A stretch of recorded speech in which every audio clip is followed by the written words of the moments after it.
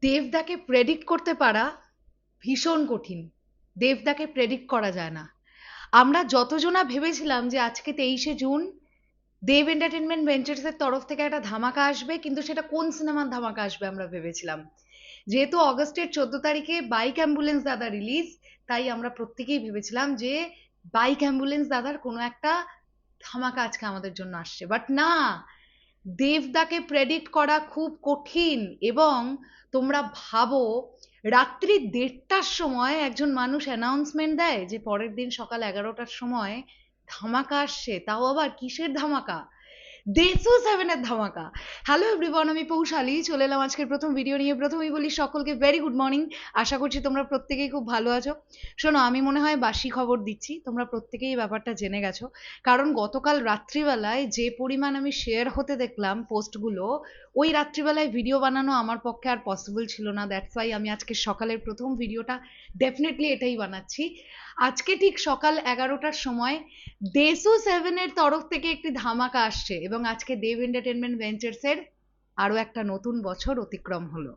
মানে happy birthday দেব entertainment ventures, definitely এটা বলা যেতে পারে। তো এবার বিষয়টা হচ্ছে কি আসতে পারে, আমরা কি দেখতে পেলাম।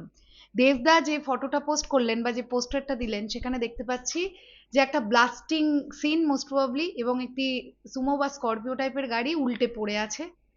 সব থেকে বড় কথা, নাম্বার প্লেটের মধ্যে দেসু 7 লেখা।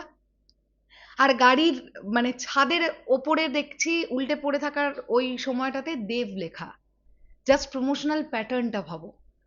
দেখো, আমার মনে হচ্ছে যে যদি এই গাড়িটা বা এই ব্লাস্টিং সিকোয়েন্সটাকে ধরি, তাহলে হতে পারে কোনো একটা পোস্টার আসতে পারে, মোশন পোস্টার, যেখানে আমরা এই গাড়িটার সিকোয়েন্স দেখতে পাবো। মানে ব্লাস্টিং হচ্ছে, দুম করে নাম উঠে এলো, এরকম একটা কিছু হতে পারে।